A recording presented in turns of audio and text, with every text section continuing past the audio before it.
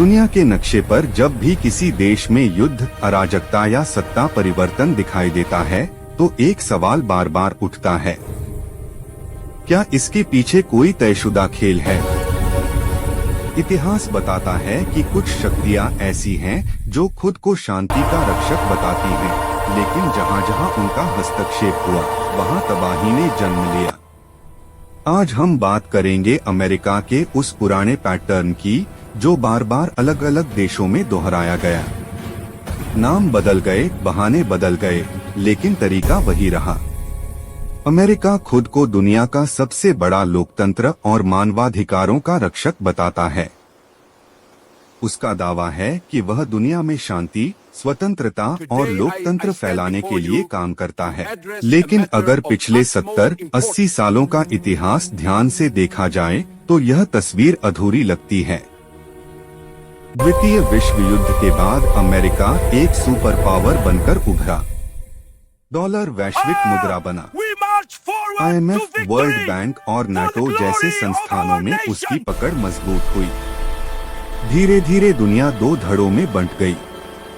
एक तरफ अमेरिका और उसके सहयोगी, दूसरी तरफ वे देश जो उसकी नीतियों से सहमत नहीं थे। यहीं से शुरू होता है वह पैटर्न जो आगे चलकर कई देशों की किस्मत बदल देता है। इतिहास को देखें तो अमेरिका का हस्तक्षेप अक्सर इन्हीं 5 चरणों में दिखाई देता है। टारगेट कंट्री का चयन।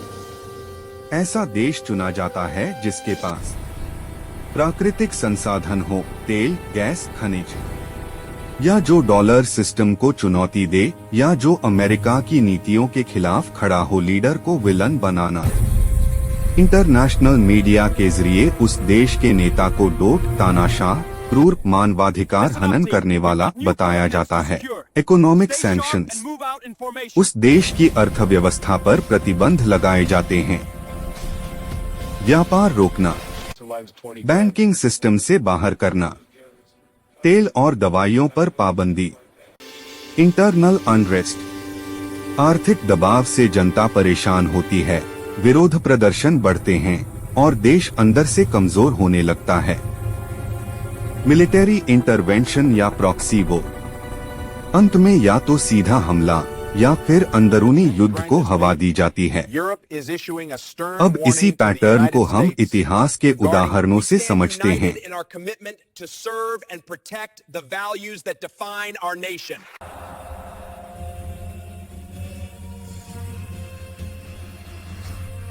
साल 2003 अमेरिका ने दुनिया को बताया कि इराक के पास वेपन्स ऑफ मास डिस्ट्रक्शन हैं। कहा गया कि ये हथियार पूरी दुनिया के लिए खतरा हैं।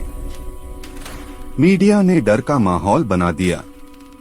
संयुक्त राष्ट्र में भाषण हुए और फिर इराक पर हमला कर दिया गया।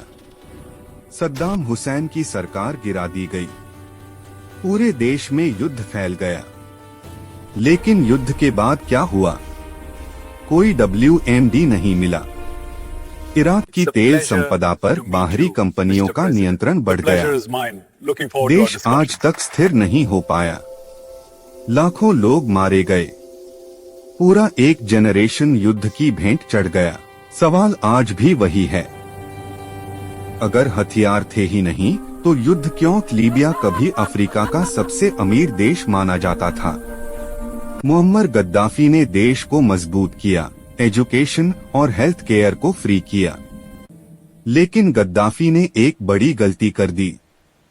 उसने कहा कि लीबिया अपना तेल डॉलर में नहीं बल्कि अपनी करेंसी या गोल्ड बैक्ड सिस्टम में बेचेगा। यहीं से कहानी पलट गई। गद्दाफी को तानाशाह बताया गया। ह्यूमन राइट्स का मुद्दा उठाया गया। नाटो ने हमला कर दिया। कुछ ही महीनों में गद्दाफी मारा गया। सरकार खत्म हो गई। देश केओस में डूब गया। आज लीबिया अलग अलग मिलिशिया के कब्जे में है। ना मजबूत सरकार है, ना स्थिरता। एक अमीर देश कुछ ही समय में फेल्ड स्टेट बन गया। 2001 में 9/11 हुआ। अमेरिका ने कहा आतंकवाद खत्म करना है। अफगानिस्तान में सेना भेजी गई। शुरुआत में कहा गया कि यह एक छोटा ऑपरेशन होगा, लेकिन यह युद्ध 20 साल चला। ट्रिलियंस ऑफ डॉलर्स खर्च हुए, हजारों सैनिक मारे गए। इस दौरान हथियार कंपनियों ने अरबों कमाए, आम अफगानी जनता बर्बाद हुई। 2021 में अमेरिका अचानक वापस चला गया और जिस तालिबान को हटाने गया था वही फिर से सत्ता में आ गया। इतना लंबा युद्ध, लेकिन नतीजा शून्य। And we control the future. The data is clear and the stakes couldn't be higher.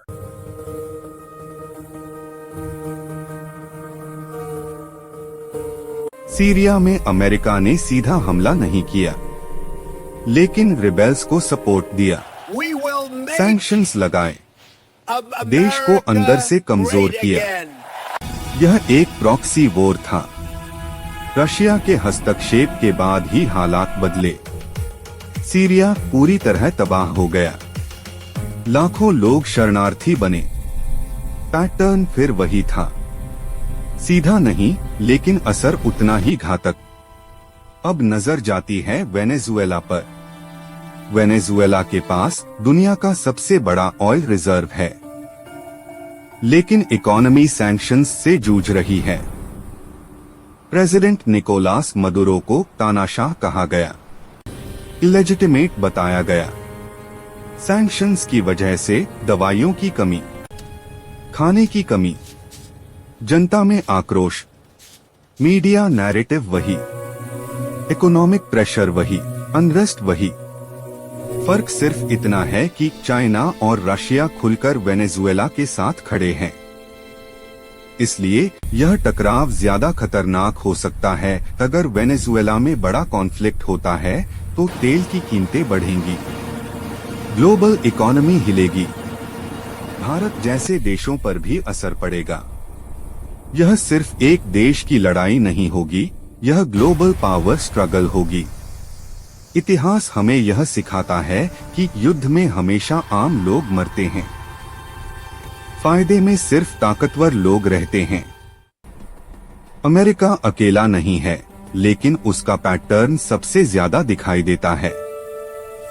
आज सवाल यह नहीं है कि अमेरिका सही है या गलत। आज सवाल यह है कि क्या दुनिया इतिहास से कुछ सीख रही है।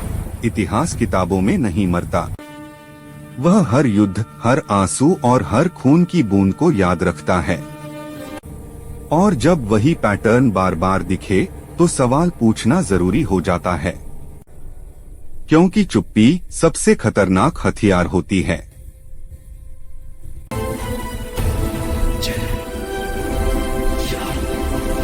श्री राम।